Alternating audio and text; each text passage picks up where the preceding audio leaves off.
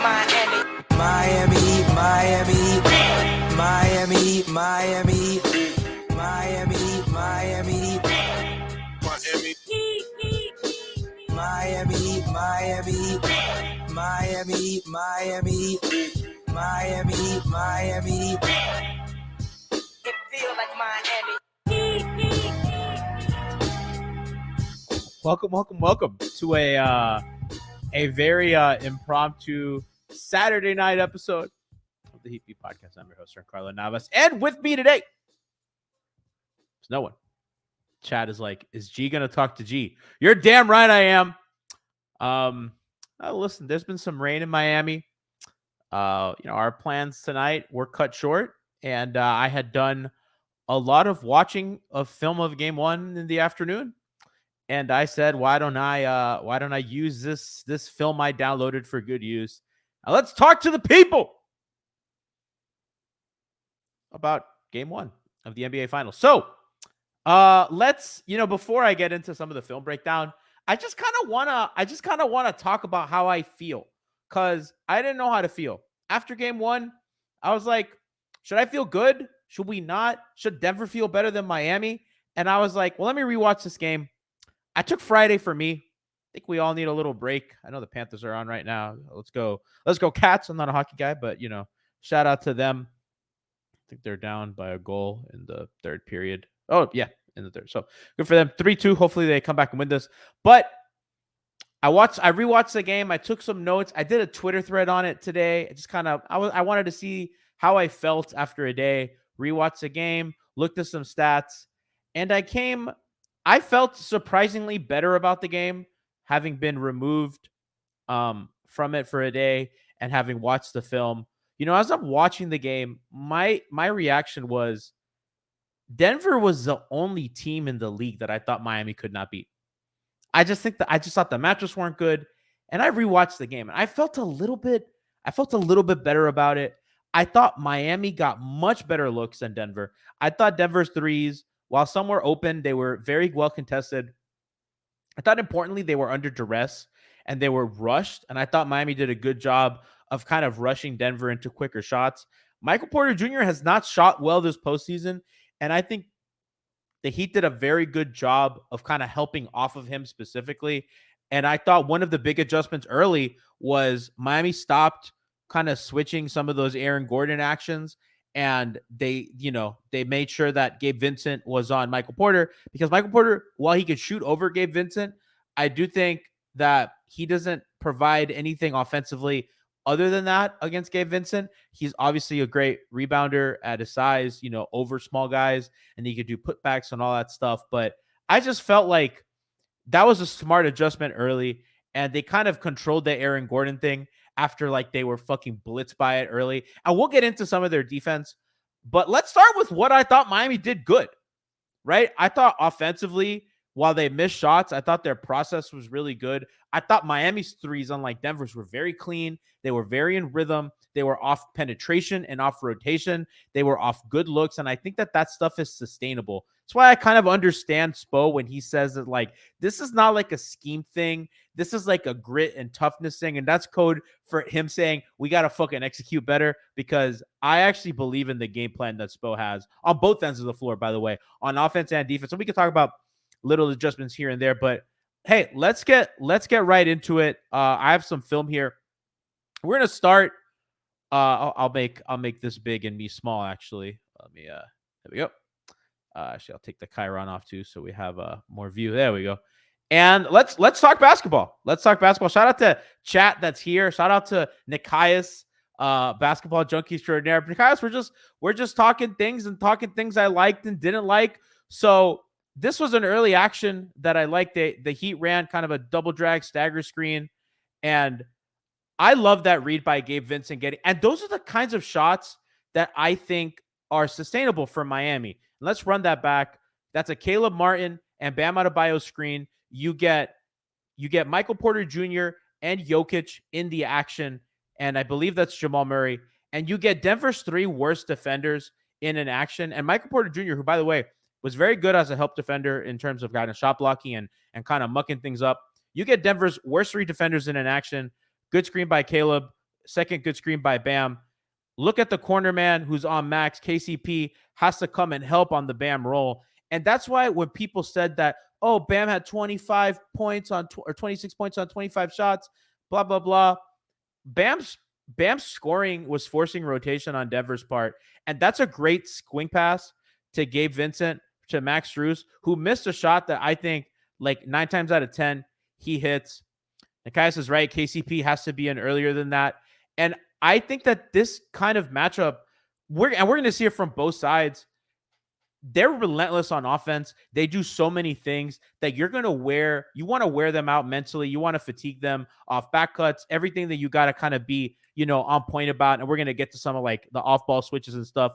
But like, that's something that this is sustainable to me. That's good offense. And Denver's going to adjust and Denver's going to be more aware and acute. But that's stuff that I like out of Miami. We're going to run this next action. And listen, my favorite thing, I love inverted horns. We'll run this from the top.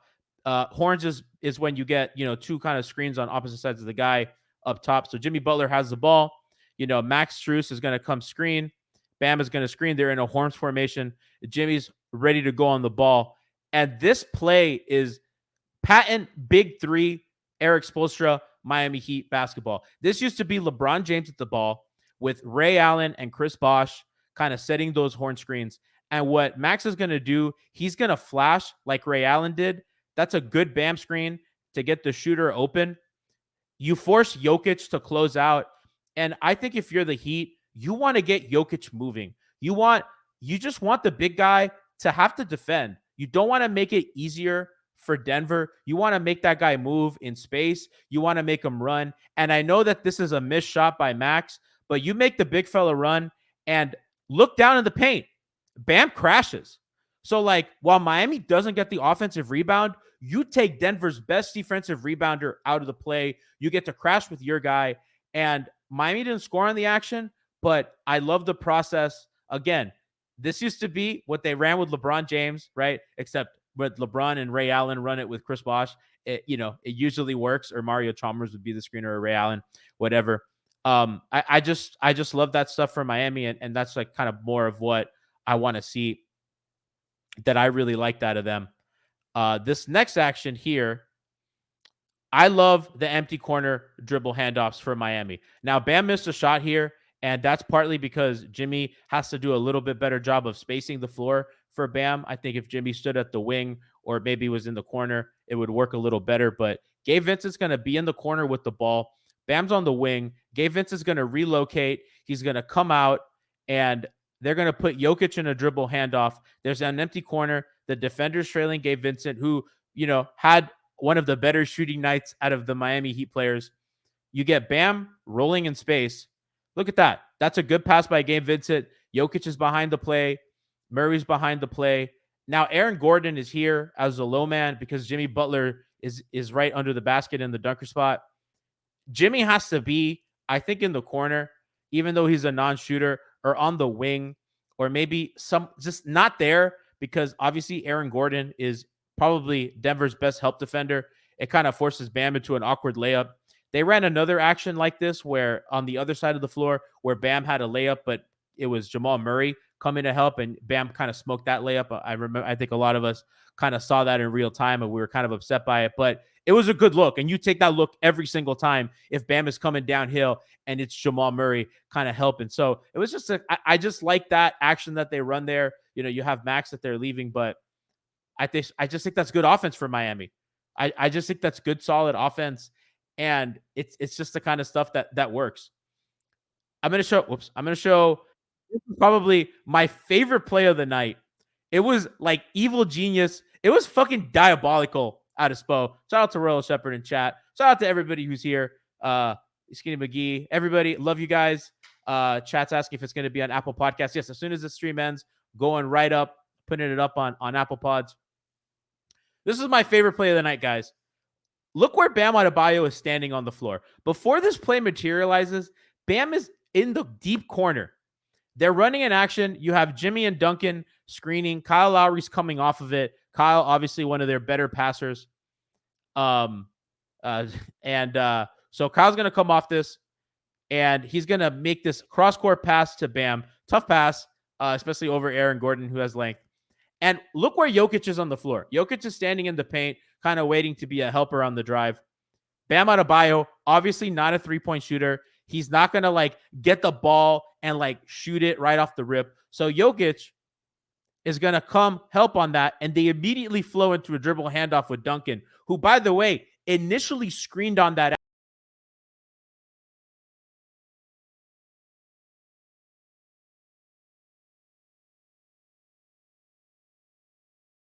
I don't know what happened. What happened? I left. Something happened. I'm back. I'm back, guys. I'm back. I'm back. I don't know what happened. I have no idea. My whole thing, like my page refreshed. But we're back, baby. We're so back. Listen, I'm fucking shit up. Yeah, no, I'm back. I'm back. Don't worry, guys. Okay, where were we? Let's pick up where we left off. So we have Bam flowing into the handoff off of Duncan, who, by the way, we'll watch it from the top. So Duncan screening in that action. Watch Duncan flows into that handoff of Bam. Now you have Jokic and Murray in the play, and Bam's gonna have that slip. Now look at the help he draws. Michael Porter, Jimmy's crashing. Kyle's on the wing. Look at that guy in the corner. Look at that guy in the corner. It's kind of slipping in. Look at that. Easy pass. And that's all. Everybody touched the ball. Everybody was involved in the play. All 5 guys on the court. And it was really similar to what Golden State does with Draymond Green. Draymond Green is kind of a relief valve playmaker, and they force you to guard that space, even if you're a non-shooter, because we're just going to flow into a handoff. So like they'll do it with Klay Thompson or whoever off of Curry penetration or whatever the play is. The Warriors will do this, and they'll have Draymond kind of receive these passes and kind of flow into a handoff or something. So I just want to reiterate how funny this is. You know, they have Jokic moving all over the place, flowing into a handoff. That's pass, boom, great cut. That's a score. That's money. That's Miami Heat basketball. And that's the kind of shit that Spo loves. That's the kind of stuff that's successful to them.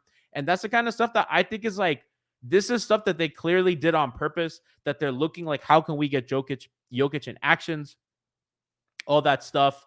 I want to do one last offensive play, and then we'll get into the defense. And again, like, I think a lot is made of like Bam is not like, oh, he scores a lot, and you know, that this action you saw, like Bam's roll drew the help, was able to get that pass for Highsmith. His handoff actions was able to make the whole play happen. Like, it all revolved around Bam's ability to be a passer and a roller in that scenario, and they were able to get a shot at the rim. We're going to look at this last one on offense. Gabe Vincent is here in a kind of a stagger screen, double drag, whatever you want to call it, with Haywood, Highsmith, and Bam. Now, Highsmith is going to – now you have Jimmy in the corner this time. Remember, Jimmy was in the dunker spot before. They're trying to space the floor a little better.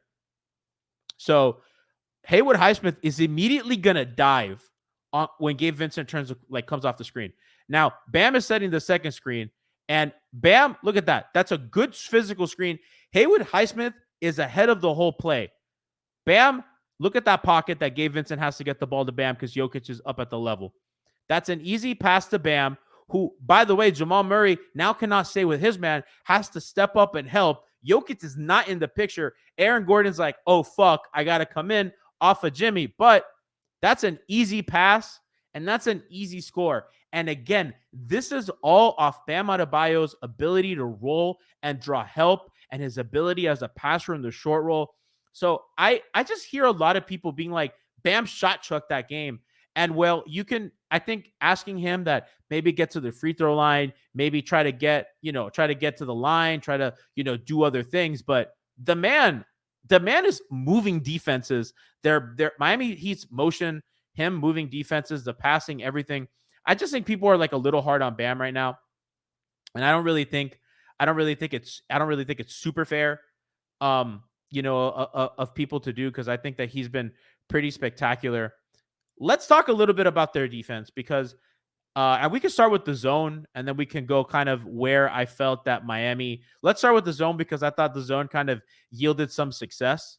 And then we can kind of talk about some of the other stuff that I thought Miami could clean up. And we could talk about their coverage on Jokic. But man, the zone in the fourth quarter, I believe Nick Heiss is the one that said on the dunker spot that when Jokic was on the floor, they had under a point per possession against zone.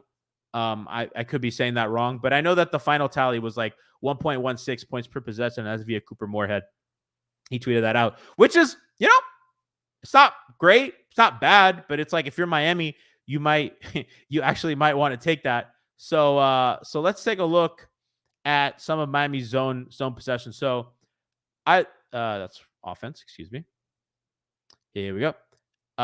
So we get Jokic on a little turnaround jumper here, and I kind of hold on. I'm going to read Nikias' comment. He said he's got to turn some of the short roll jumpers, floaters into rim attempts where the help is really small. The only real criticism I'd have for Bam on offense. Absolutely agree with that. I think that that's super fair criticism. And Nikias confirmed, 0.9 points per possession allowed in the zone with Jokic on the floor in game one. And if you're Miami, you don't have to run it the whole game. Obviously, that's be foolish. You don't want to show. Listen, I think the guys like Jokic, like Luka, LeBron, you don't want to show those guys like a same look multiple times because they're just going to figure it out. Those are guys that you show them these Kevin Durant, Steph Curry, like these really smart, very versatile basketball players. You don't want to show them the same defenses a bunch of times. And not to slander like somebody like Embiid, but this is why guarding a guy like Embiid is a lot easier because you can show him the same defense, but he has a weakness, which is kind of his passing when there's help on the floor. There's like things you can do even as a guy as supremely talented as Joel Embiid. He has some weaknesses, unlike a guy like Jokic who really just has no holes on offense. Some of it is like you got to pray and get him into uncomfortable spots. I thought the zone did a pretty good job of slowing them down. There were possessions where, Haywood Highsmith forces Jamal Murray into a step back, right? And he hits that step back, and you're like, man, you hit a step back against a bigger guy. You shake his hand and say, that's fine. There was another possession where Jamal Murray did a step back three and missed it. Jokic missed a couple threes in the paint, like this run right here. I think you got to make the catch hard. Gabe Vincent's kind of fighting to make the catch hard. Making them use clock, I think, is important against Denver. You want to create some sort of duress. Jokic gets a deep paint pass, makes a post move, takes a turnaround jumper. There are a lot of field goal attempts that Jokic had out of the few that he took that were much easier than that. And not that that's a difficult shot for Jokic to hit, but you're not going to hit every one. And if you can get yourself a couple misses so that you can give yourself a run, I think if you're Miami, that's important.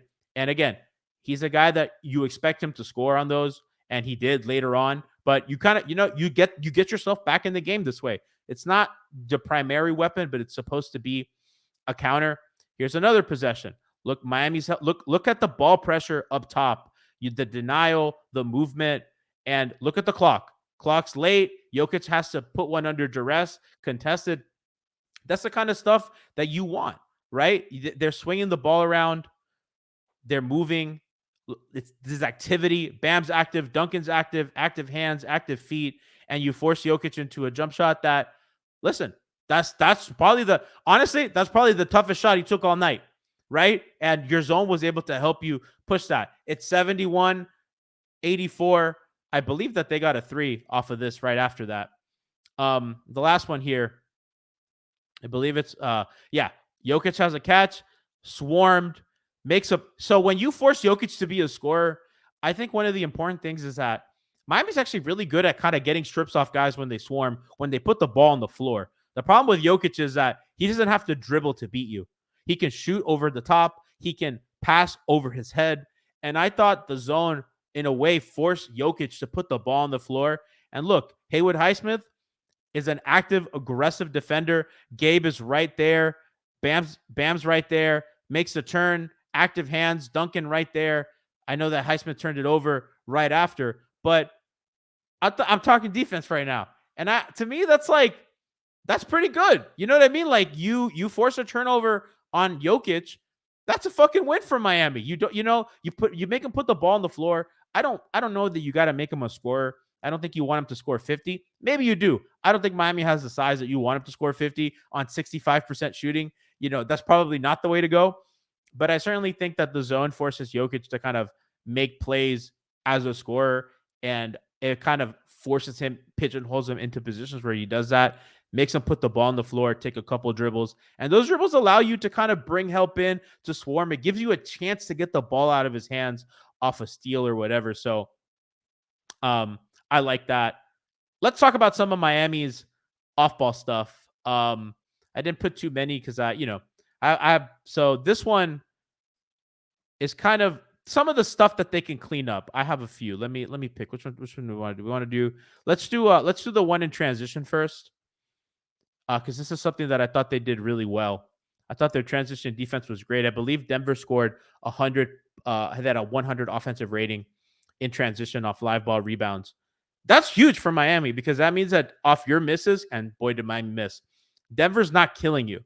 And a lot of that is getting back. A lot of that's not getting killed on cross matchups, which they were in the first quarter. They really cleaned that up. Like guys would lose their man. Let me see. I think this is the good transition possession. Yeah. So let's start this from the top. Jokic gets down low in the paint. Now, the battle with a guy like Jokic starts when you get good post position.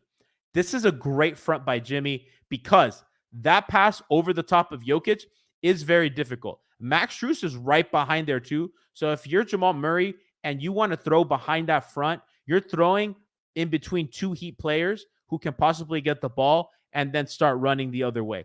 So Jimmy does a great job of sealing him. Jamal Murray has Caleb Martin on him, takes him off the dribble. Look at Jimmy. Jimmy still keeps Jokic sealed behind him, takes him out of the play, not there for a dump pass. Caleb Martin stays with the play. That's a good contest. Jimmy cleans up the rebound because he sealed off Jokic. That guy's to his back, and they're on the races. That's A+ transition defense. And by the way, look where Bam catches the ball. That's deadly. Like whether they make or miss, you get the ball in the spot you want on the other end, and you were able to force a miss. And again, it's just recognition by Heat players, help, smart fronting, staying with the play.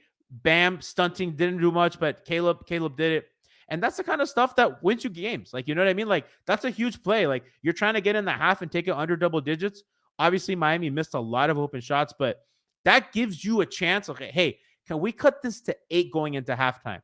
Can we cut this to 9 going into halftime? Because then you go in that locker room, you close out the quarter strong, you feel better about yourself.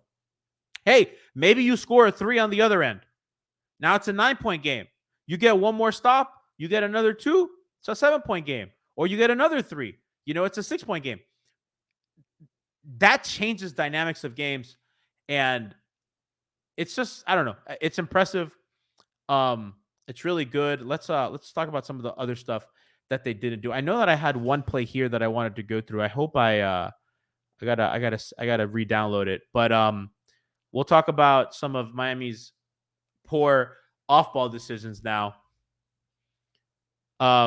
Again, a Jokic Murray pick and roll, which was really Denver's bread and butter the entire series. So they switched that action, right? So now Jimmy is, Jokic has Jimmy sealed. Bam switches out to Murray. They're going to get the ball to Jokic. So play goes, all right, let me give the ball to Jokic. Bam does a great job of ball denial because the best way to stop Jokic is to make sure he doesn't get the ball. And Jimmy's fighting. Max is obviously going to pay attention to see if he has to help, everybody as well. But Michael Porter Jr., and this is why the Denver Nuggets are so difficult to guard, they're not going to force a pass that they don't have to. Michael Porter, they get the pass in. Michael Porter's coming. That Bam is deciding whether he's going to help or not. Jamal Murray's open. Now Jamal Murray's going to flare off that screen and get an open look. Bam contests. My issue with the play here is when MPJ comes to screen, that has to be a switch for Miami. I think that given the clock, you have 9 seconds on the clock. He's, Jokic is on the block. I just think that's a switch, and whatever. If you're Gabe, you come over to help on Jokic, and if he makes a pass to Murray, if MPJ, whatever. I just think, like, if you have to pick your poison, I don't want Jamal Murray with the ball at the top of the key, wide open. I just don't, because that's either an open 3 for him, or that's a drive, that's forcing help, that's giving it to driving and kicking it to Jokic when Jimmy comes to help. it's just to me like that's a switch that you got to do, right? And Bam doesn't. He gets caught on the screen. Gabe doesn't move. It's an open three. And again, Bam does a great job of like coming to contest. Like, credit to Bam, but like he's up and Bam's like just gets his hand up. Like that ball's gone. You know what I mean? And like, he does his best, but to me, I'm like, like what are you, like that's to me, that's a switch. I did not include any Cody Zeller film for everybody's sanity. I don't really think that we want to watch Cody Zeller film. Let's look a little bit into Bam's drop defense, because that was one of the things that I had a little bit of issue with. Let's kind of read some stuff from chat while I pull stuff up. Oh, what's up, Jimmy? That's Pablo. Pablo's gonna be helping us on Heat Beat a little bit. So welcome him. He says the Jimmy and Vincent are gonna have a pull up midi every time on the pick and roll with Bam. Yep, and that's kind of the idea, kind of the offense. I think that Jimmy left a lot on the table in pick and roll. I think that that's something that obviously you hope that the ankle's not bothering him and that he kind of gets going in that way, because man, rewatching some of that, it was a little bit frustrating, especially kind of knowing what he had done against the Bucks and other drop defenses. So I'm gonna spare kind of over analyzing Jimmy's game until we get game 2, because I want to give him the benefit of the doubt. I thought he got good looks, typically like as pull-ups, but he didn't look aggressive, didn't look like he was going downhill or anything like that. All right, let's get a couple more here on defense, and then we'll get out of here, and we can all enjoy whatever's left of our Saturday night. So let's talk about another action that I thought was a switch for Miami. We're running offense up top. Bam gets Jokic gets the ball. Bam's on him. Now Denver cuts relentlessly, right? And that's kind of the thing that they wear you down. Like Jokic again doesn't have to take a dribble to beat you. Aaron Gordon kind of comes to screen. Has Jimmy sealed, comes to screen. Gabe Vincent, Jamal Murray's coming off. That has to be, Jimmy has to recognize this, and they have to switch, because Gabe, whether Gabe's held or caught behind the screen, like Michael Porter is just running behind Jimmy. Jimmy's, I guess, trying to affect the pass, but sticking with his man. But in reality, that's an off-ball switch that you need to be sharp on, because what you don't want to give up is a dunk, an uncontested dunk. As Pablo says that Jimmy's focused on Jokic. Yeah, I mean, like he's kind of like, waving his arms, like, like what do you, while Gabe is, looked like Gabe was held, but whatever. Like that's the kind of stuff that you got to be sharp on. And I don't think you have to switch every off-ball action, because I understand, like, Aaron Gordon had been killing them right in this first quarter. So maybe if you're Miami, you're a little scared of that switch. But I think, to prevent the dunk, you got to switch that early. You can't let that happen. Like you really gotta get out ahead of that. And then one of our last plays, let's talk about what Miami did in transition that I didn't like. We saw a play that I did like in transition. Let's see something that I didn't like. And this is a rare Caleb Martin mistake. Normally Caleb doesn't do stuff like that, but let's take a look at what Caleb did here. So Aaron Gordon has the ball, right? What is, Caleb, let's run that back. Watch Caleb Martin. Caleb Martin's defending the ball. We have Michael Porter Jr., we have Jokic, we have Jamal Murray. On defense for Miami, we have Caleb Martin, who looks to be on. I know that Jimmy is AG's, AG's Jimmy's man, but Jimmy's down here in transition. So he's like, okay, I got Michael Porter. Jimmy's calling out, pointing at Caleb and Michael Porter. Max, I don't know what Max is doing. Max should probably be on, at this point, Jamal Murray, or Caleb should be on, or I guess Max should be on AG, but Caleb has picked him up. Jokic is coming to screen. I guess Caleb is like, okay, well, this, Jamal Murray's my man. Max is like, wait a second, I don't know where Max is going. Jimmy is not on his man. And all of a sudden, Gordon is like, that whole lane is open. There's 3 Heat defenders defending 2 guys and no one on the ball. And Max comes, but that's late. And that's just miscommunication. So like, that's the kind of stuff that, I mean, Spo's face says it all. that's a miscommunication. That's stuff that they can clean up. And that's stuff that they can watch in the film room. And these are small mistakes that you can correct. This is not like a man, Denver fucking did something and they have no way to stop it. That's the stuff that you can fix. You know what I mean? Like that's stuff that you can deal with. That's not impossible. And that's kind of like, and that's kind of the story. Like while there were things that I thought Denver did that were really good, like every time Jokic got the ball, I thought Miami sent help. And for the most part, Denver got, I think, shots that they wanted. So Denver's going to be like, well, we left some on the table. On the other hand, I thought Miami did as best they could against a guy like Jokic. I thought that the threes that Denver got were under duress. I thought the help was, pretty smart by Miami. And, Michael Porter's going to beat you. Michael Porter's going to beat you. They had moments, guys, that like the games would be, there was a time in the fourth quarter where they cut it to 9. And then it's like KCP hits a really tough, like coming off a screen jump shot that's contested. And then on the other end, Kyle and Bam run a pick and roll. Kyle lofts a pass into Bam, probably a little bit tight. There were like 3 guys by Bam. That's a turnover. KCP gets a steal, kind of comes on the other end. Denver scores. And all of a sudden the game went from 9 to 13. And it's just really hard to that's so backbreaking so late. So what I think we can do is there's some stuff they can clean up. I thought obviously we looked at the kind of shots that Miami missed. They left a lot on the table, and Denver's going to feel the same way. But I'm pretty into what Spo is doing. I'm pretty into kind of the whole process, as Royal says, like holding Denver to 104 is a win. And like they're not going to do the moral victory stuff, but I think it just shows you that like, yeah, we can defend this team.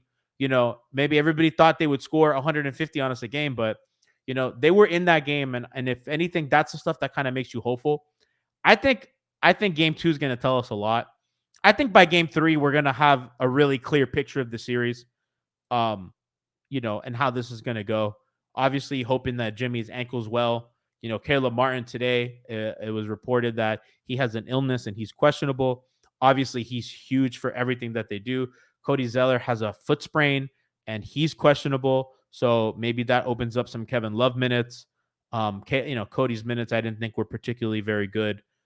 Just hard for him to make an impact in this series, I think. Hope he's okay, though. But maybe that opens up some minutes for Highsmith. And although Highsmith's already playing, but for sure Kevin Love as the backup center, who I think can kind of help them a little bit in this series. Surprised that he got the DNP. Obviously hoping that Caleb's okay and is able to kind of be healthy and play. I don't know. It's a non-COVID illness, so hopefully he'll be ready and ready to go. Jimmy has his ankle. Gabe has his ankle. We know that. Gabe was listed on the injury report, but is expected to play. He is available. And yeah, guys, like little impromptu Saturday night, my plans ended early. It was raining and came home and decided, why not boot up the old stream and guys, people showed out. So I appreciate you guys coming out. How'd the Panthers do, chat? Is the Panthers were they able to win? Okay, so they lost by 3 goals. Okay, well, it's just game 1. Just like the Heat, they lost game 1 and they're looking good, right? So go Panwagon. Hopefully that they can bounce back. But yeah, guys, do you guys feel? How do you guys feel? Do you guys feel good about game 2? Do you guys feel confident? Somebody said stream Street Fighter 6. Buddy, the second I get off this, I'm hopping on and I'm playing Street Fighter 6. I'm trying out Cammy and Ken. I'm deciding who I want to main. I think I'm leaning Cammy right now. Really loving kind of how she feels in her combo game. And I love Cammy feels like very mix up, very schmix oriented. So I'm really feeling that part of her game. So I'm for sure going to boot that up. Do you guys feel good? Royal says I'm waiting to see game 2 before I determine what the series is like. Yeah, I was saying I'm not streaming Street Fighter. I'm just gonna practice. I'm not. I have a Mac, so it's kind of hard to stream games. I tried to stream Melee a while back, but it was kind of tough. Like my computer was like, Macs are just really bad for streaming. I'd play a lot of Melty Blood, and I was trying to stream that, but no, I'll try. I want to see if I can stream. I really want to stream games. It seems like a lot of fun. But I agree with Royal. Like waiting to see what happens in game 2.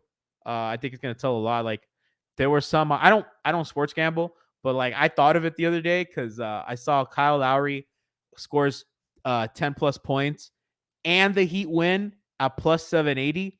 And I was like, man, if I bet like 150, I can like pay him. I can like get good seats to like game 3. But I was like not. I gotta be honest with you. I didn't have the guts. I didn't have the confidence that Miami would win game 1. But I did think Kyle would score the 10 plus. So I guess I was right because he got 11, but they didn't get the win. So I guess I'm glad that I didn't. But I was pretty close. It was on FanDuel. I was like, kind of thinking about that. Roy also says Steve Jobs disrespect will not be tolerated. Macs are great. Listen, I don't, let me be honest with you. I have an iMac. I'm not a fan of it. I've been a Mac guy. I love my MacBook. Listen, my MacBook, great computer. This iMac has not been the best computer. I've not been that happy with it. I'm not gonna lie, for a lot of reasons. I know I've talked to other people that bought the same generation of iMac that I did, and they were not thrilled about it. I think it's a great machine. It has an i7.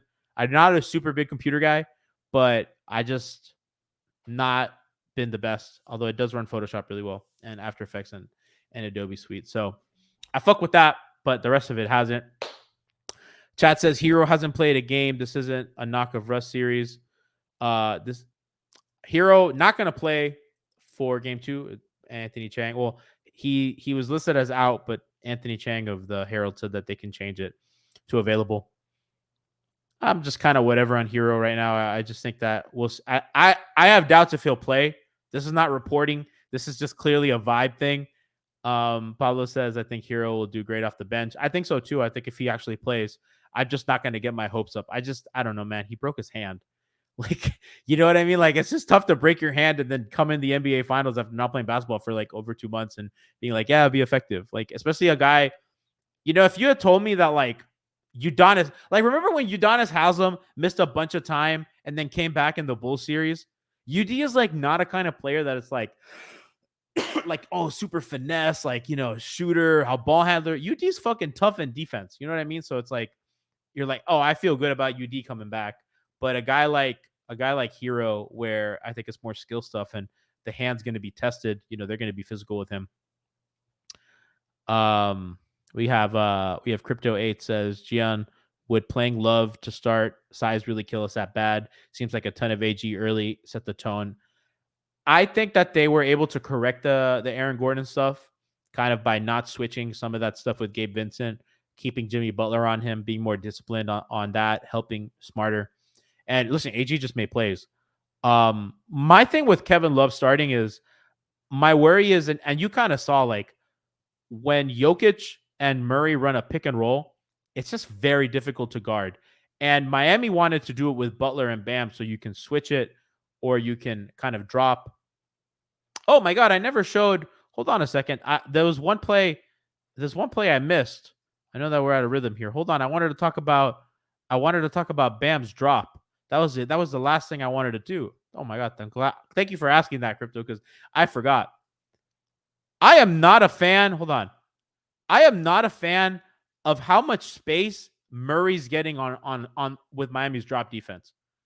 It is just, he is just walking into jump shots. And it reminds me of how the Bucks defended Jimmy. And that was not a good idea. A guy that is on that kind of heater, like, I think you got to be a little bit more aggressive. And I understand the respect for Jokic on the roll, but all night it was like, Highsmith does a good job. Murray kind of slithers. It's just too much space, man. And like, I think you got to come up more to the level. And if Jokic rolls, you make sure to send help or whatever. I just think that you're just letting really good offensive players get comfortable. And I think you have to be felt. I think you got to be a little more forceful. I think you have to be more physical. I think with these kinds of guys, you need to rough them up. You need to make sure that they think twice about doing stuff. And I think an offensive player like Murray walking into a jump shot at the elbow in rhythm is just not, that's I don't know. It's just not really the kind of offense that I think is going to be really beneficial to Miami. Um, I see people talking about the bench, how we play 10 guys.